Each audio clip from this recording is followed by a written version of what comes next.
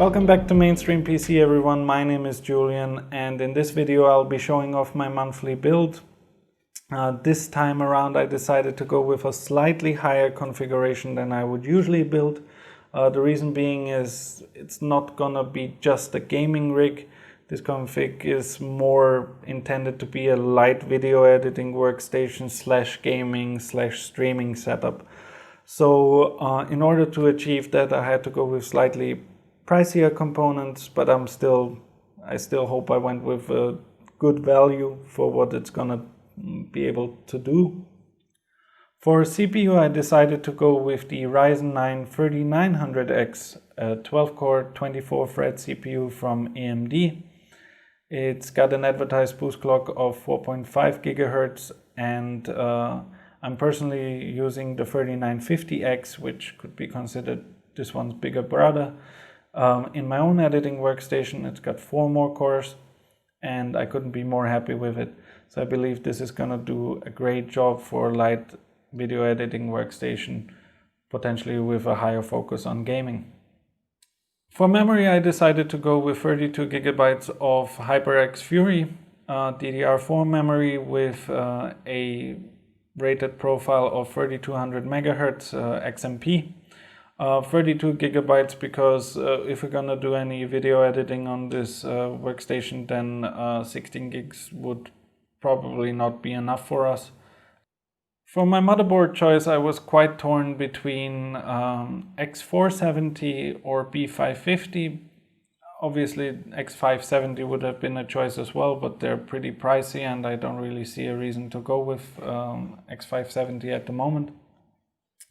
I'm personally still using an X470 board in my own editing workstation, but with B550 being very comparable in price, having very good VRM solutions, so even the high core count chips of the Ryzen 3000 series are absolutely no problem for these boards.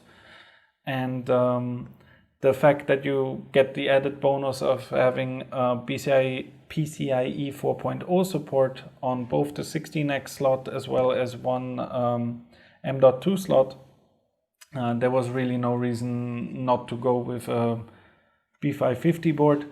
In this case, I went with the MPG B550 Gaming Plus from MSI. This is a more budget board. It's got some cut down features over other B550 boards.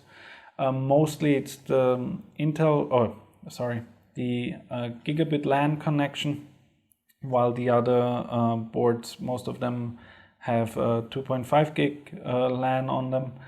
So that's one shortcoming, but if you really need 2.5 gig LAN, you can always add a network add-in card and get that, or even get 10 gig LAN if you really want it. But what it doesn't skimp out on is I/O, in my opinion.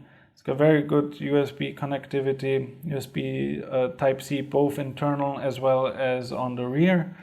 And another thing that I was looking for was ARGB support. So it's got ARGB on the chipset and 2 ARGB headers. Again, I kind of want this build to also look very nice. And the style of this board is very, very stealth, I would call it. It's a matte black finish. Maybe it'll show up on camera. But essentially you can see both the rear I/O or the I/O cover, as well as the VRMs and everything is very matte black.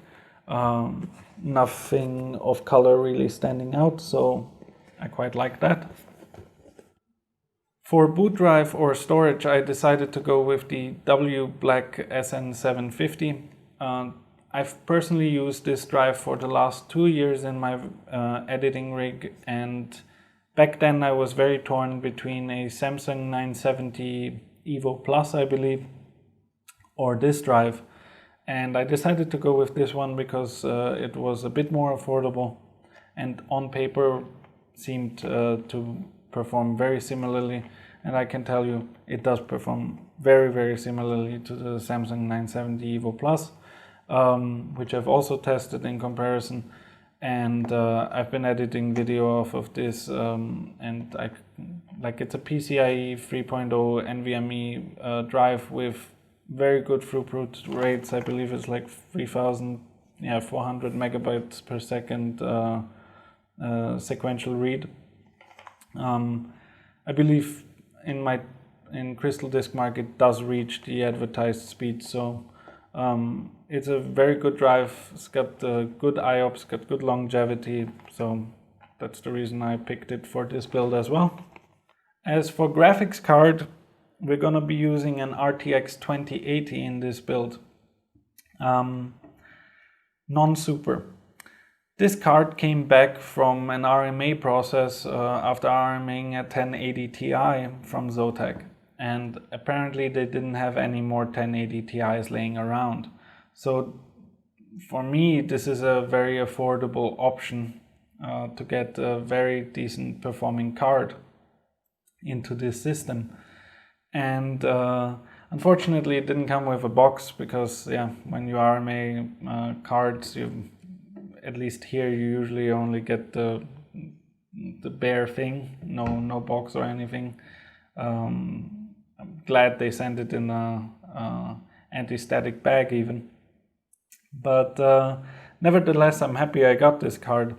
I don't want to take too much away, but this card has a bigger brother, which is the Amp Extreme Edition, and let's just say that in the benchmark video you will be able to see why I'm very happy about getting this particular model back from the RMA process, because we can do fun things with it. For power delivery, I decided to go with the Silverstone ET650-B, a 650 watt bronze rated power supply from Silverstone. Silverstone, I've only had good experiences with them. This is their Essential series, which is supposed to be more budget oriented, especially the bronze rated unit. But from the reviews I've seen, the components used in here are fairly decent. It's got 600 watts, or it can deliver up to 600 watts on the 12 volt rail, which is plenty for this system.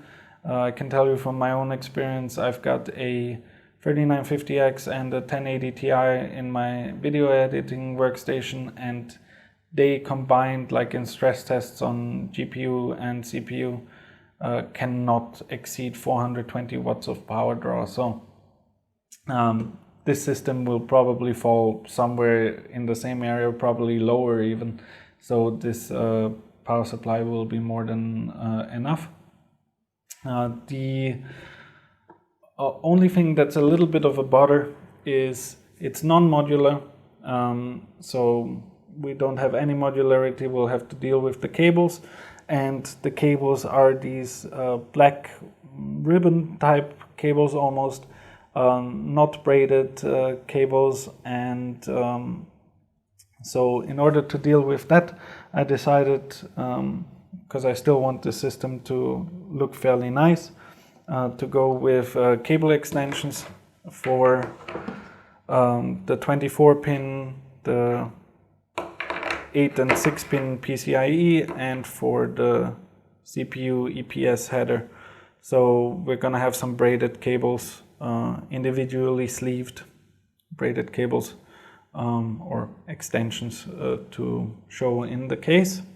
This time around I also decided not to go with the stock air cooler from AMD, the Rave Prism, but instead put the 3900X underwater with this AIO liquid cooler from Silverstone.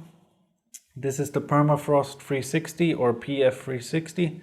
From the reviews I've seen online, this cooler kind of falls in a very interesting, or lands very high when you compare cooling performance over cost over noise level.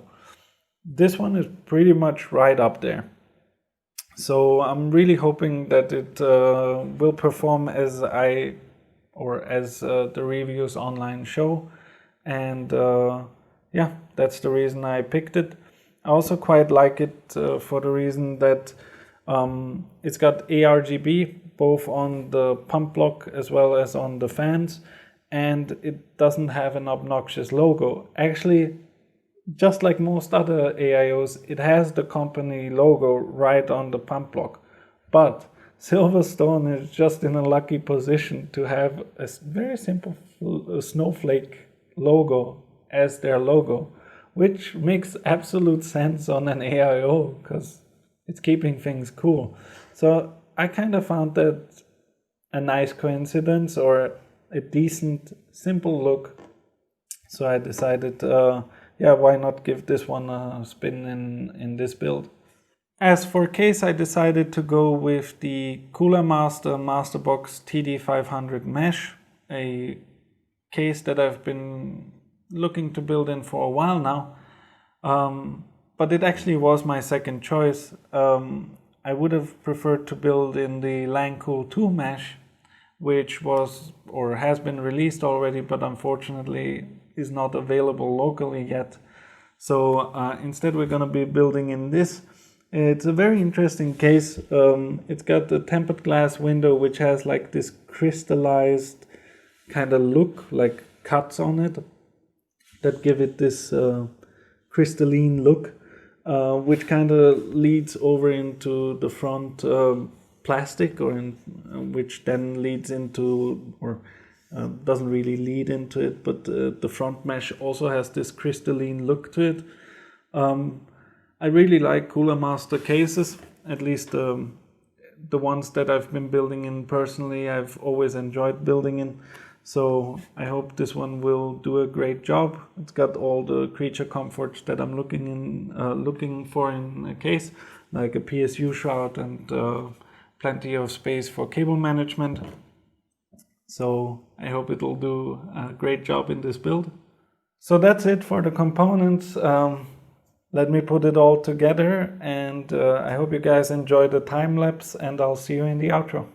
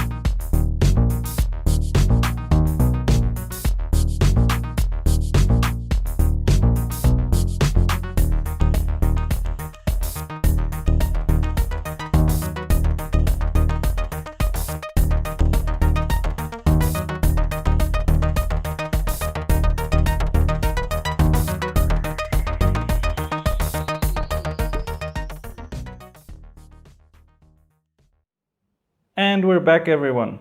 As you can see, I've already booted up the system, mainly because I decided to actually film some B-roll this time around, and I had to set some RGB settings, some RGB theme to go with it.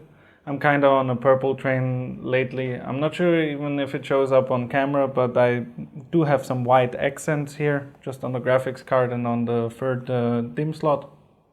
I kind of like to just have a little accent in there, not just have it one single color, but I can't really take the RGB rainbow puke running all the time either.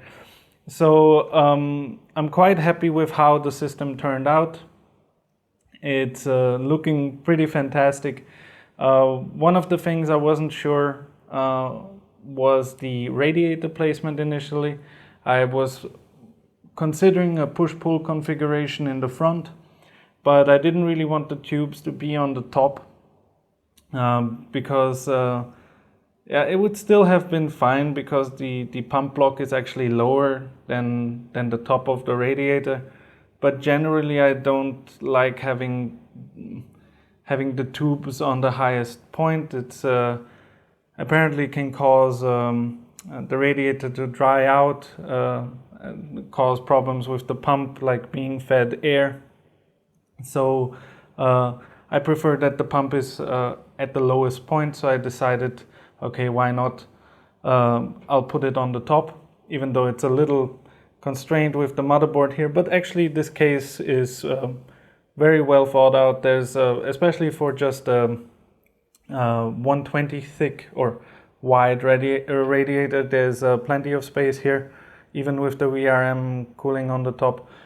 I think a 140 millimeter wide radiator would be a little bit more constrained here with space, but technically you can mount one on top here, but you'll really have to make sure that your motherboard VRMs won't interfere.